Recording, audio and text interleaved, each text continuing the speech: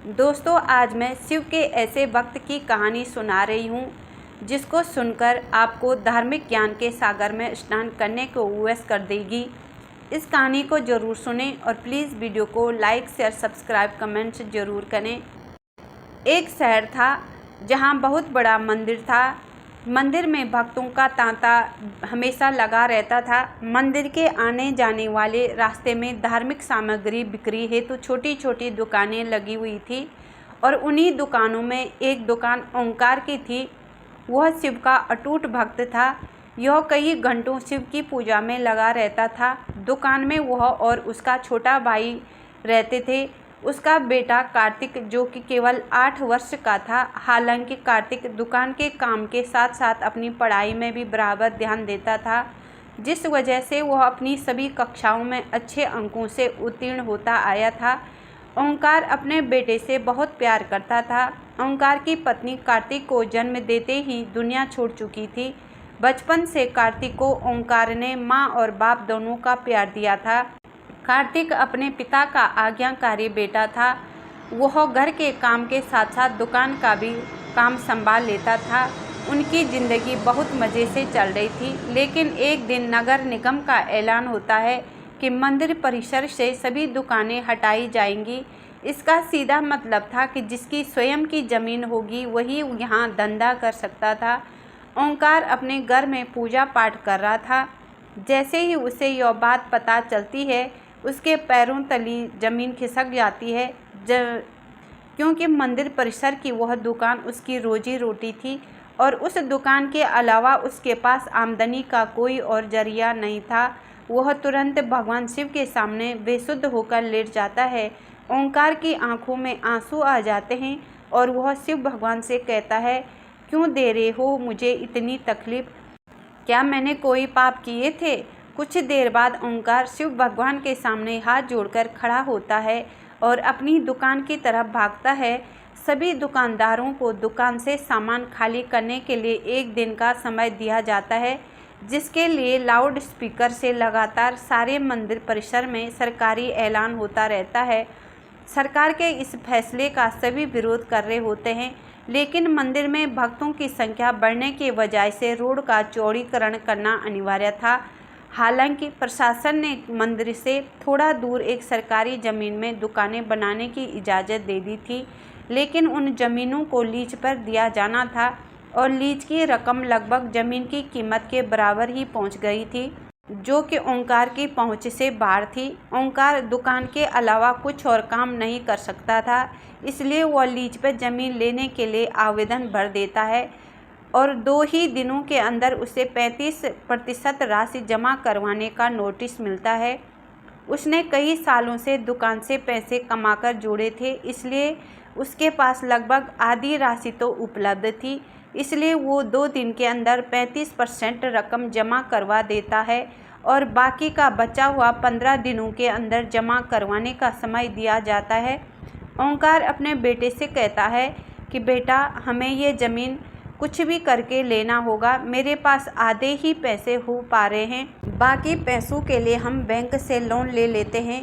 कार्तिक उम्र में छोटा जरूर था, लेकिन वह बहुत समझदार था। वह अपने पिता की बात से सहमत हो जाता है। ओंकार अपने बेटे को लेकर बैंक पहुंच जाता है और प्रबंधक के पास जाकर लोन के लिए आवेदन कर देता है।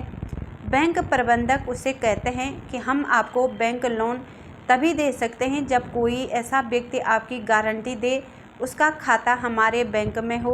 ओंकार इस बैंक से संबंधित किसी व्यक्ति को नहीं जानता था। वह यहाँ पहली बार आया था। ओंकार हताश हो जाता है और वह बैंक के बाहर सर में हाथ रख कर बैठ जाता है। तभी उसके पास एक व्यक्ति तिलक लगाए पहुँचता है। वह कार्तिक को एक चॉकलेट देता है और ओंकार से पूछता है, क्या बात है, आप परेशान लग रहे हैं? ओंकार अपनी समस्या उसके सामने रख देता है। तभी वह व्यक्ति कहता है, बस इतनी सी बात है, चलिए मैं आपकी गारंटी देता हूँ, मेरा भी खाता इसी बैंक में है। यह बात सुनते ही ओंकार के चेहरे में चमक आ जाती है। वह जल्दी से अपने कागज़ लेकर बैंक के अंदर दोबारा चला जाता है। ओंकार अंदर पहुंचकर बैंक प्रबंधक के सामने गारंटी के तौर पर इसी व्यक्ति को प्रस्तुत कर देता है और सारी प्रक्रिया होते ही ओंकार को बैंक से लोन मिल जाता है। लोन मिलते ही वह भोले बाबा को प्रणाम करता है और ज़मीन का पंजीकरण करवाने के लिए राशि नगर निगम में जमा करवाने पहुंच जाता है। राशि जमा होते ही ओंकार को ज़मीन दे दी जाती है।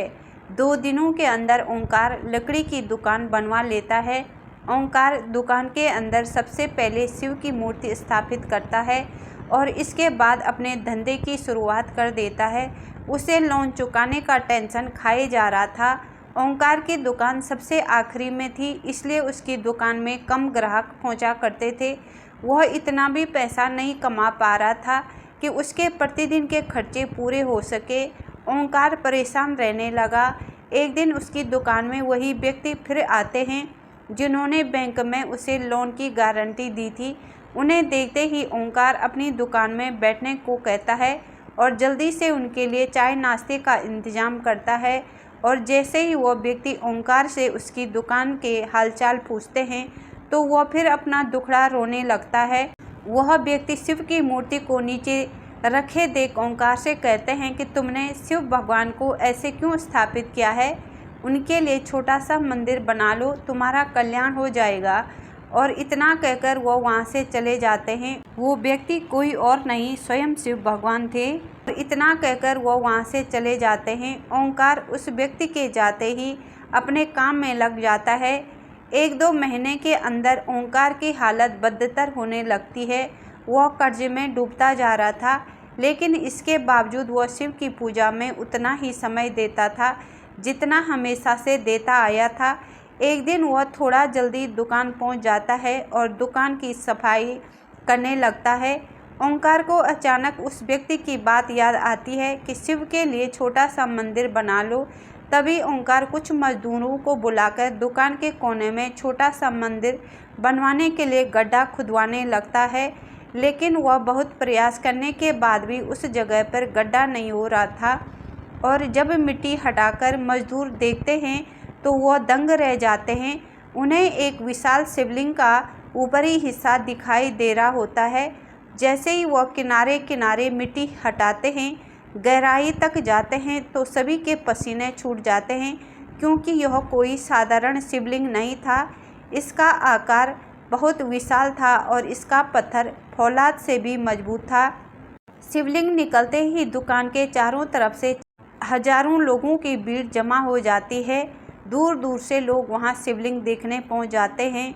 शिव की इतनी बड़ी मूर्ति जमीन के अंदर से निकलते ही खनिज विभाग के लोग उसे जब्त कर लेते हैं। शिवलिंग को मंदिर की संपत्ति मानकर मंदिर में स्थापित कर दिया जाता है, लेकिन मूर्ति निकलने की वजह से ओंकार की दुकान की कीमत आसमान छूने लगती है। सभी ग्राहक उसी दुकान से सामान लेने के लिए लाइन लगाने लगते हैं। दरअसल लोग उस जमीन को शिव जन्मभूमि का अंश समझने लगे थे। ये शिव की महिमा है। ओंकार का जीवन बदल जाता है और इसी के साथ यह कहानी संपूर्ण होती है। जो भी सच्ची श्रद्धा से भगवान की भक्ति करता है, शिव भोलेनाथ हैं, शिव उसका कल्याण जरूर करते हैं। दोस्तों, अगर वीडियो अच्छी लगी तो please like, share, subscribe, comments जरूर करें।